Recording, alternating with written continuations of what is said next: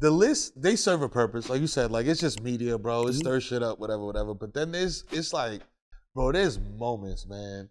Like Ray J calling up the Breakfast Club, bro, that's a moment. That's a moment. And that's a cultural moment. You know what I'm saying? That's my guy. It's shit like that that's like, bro, you remember when you was in the car like, yo, hold the fuck, what is going on here? Like, you know what I mean? So like, to me, that's what solidifies somebody as like, all right, bro, they saw the opportunity and they seized it. You know what I'm saying? Stuff like that, you can't even script. Like that's what I'm saying. But like being aware as a media personality, as you know, doing what you do, having respecting your craft to use the phrase, knowing the opportunity is there.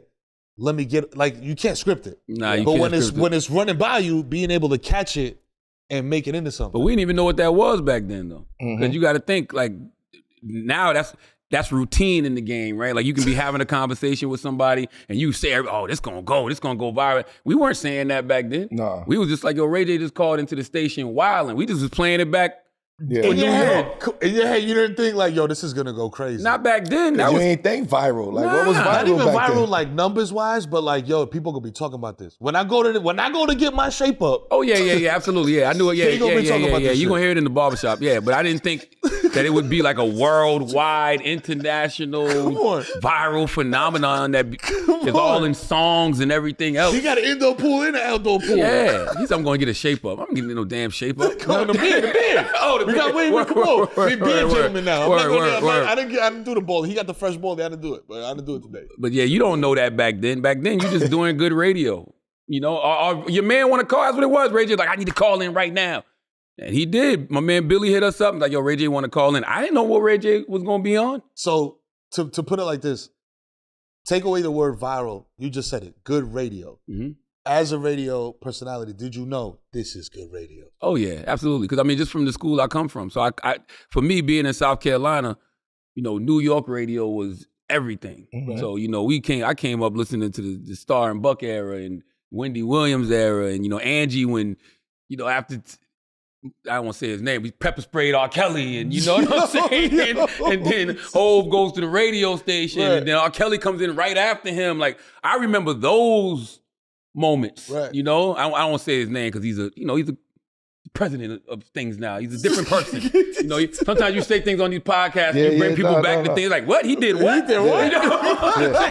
We don't gossip. Yeah, you know what I mean? Like, I don't want to do your Googles. That's right. You know what I'm saying? But it's like, yo, I grew up off that type of radio. So to be creating our own moments like that, I was like, that's like, yeah. So you create moments in another way on your Instagram. You got a phrase that you throw after something spicy, you just say, let's discuss. Let's discuss. You know what I'm saying? You throw out something that could be it could be interpreted 100 different ways, and you just let the comments comment. I don't even discuss. I walk away from it. That's right. Y'all have this conversation.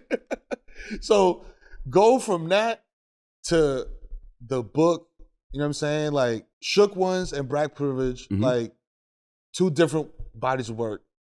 The new joint, what is it? Because like people be like, all right, man, another Charlamagne book. What is the difference what sets this one apart from the other two? Yeah, that people could key in on. Like, oh, this is a book about this. Like, I need to read about this. The first two was like more personal. The first book, Black Privilege. You know, I gave 7 lessons that I learned in my life, and I used historical context from my life to reinforce those lessons. Like, I love self-help books. Like, I love Robert Greene. I love Ryan Holiday. I love Don Miguel Ruiz, you know, Malcolm Gladwell. But when you read these books, they give you these lessons, but they give you a lot of historical context behind the lessons, right?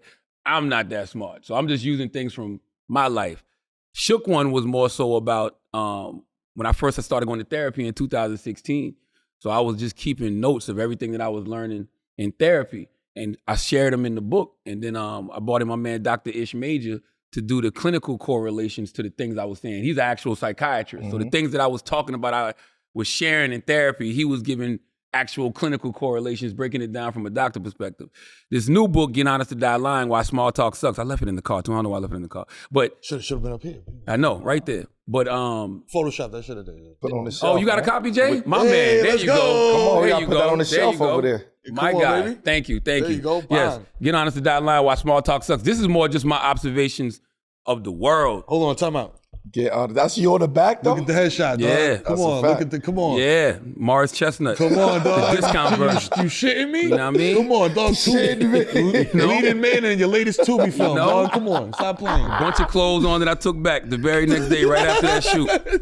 But it's just observations of the world. Like, I'm in here talking about politics. I'm talking about, you know, just how we are as a people in society. I got my man Aaron McGruder in here because, you know, he's a real good creative partner of mine. Oh, man. Legend, bro. Me and him Boondocks, create a lot of stuff together. He was executive producer on my last talk show. But he did a chapter in here called Death of a Nation. You know, because one thing about people like Aaron, like, you know how you watch these cartoons like The Simpsons and the Boondocks and they predict shit that 15, 20 years later you see? And I remember asking him, I'm like, yo, how are y'all able to do this? And he was saying he thinks it's just the satirist in him. And I promise you, everything that's going on now in politics, Aaron told me this was going to happen 6 years ago. I'm not even joking, like 6 years ago. And I was a consultant producer on the new season of the Boondocks that never came out. But if you saw the season of the Boondocks that he had, it's literally everything that's happening right now. And so he wrote a chapter here called Death of a Nation where he sees America at now and where he sees it going, you know, based on the outcome of the election in November. So, yeah, this is just, and this really just, I hate small talk. Like, I like to actually talk about things when you get with people.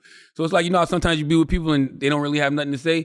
I give you like 20, 30 things to talk about in this book. Like, I really want you to pick up this book, pick a chapter, read it. It's 2-3 pages long, and at the end, let's discuss. Straight up, just talk about what's going on in the book instead of just sitting around making small talk about nothing.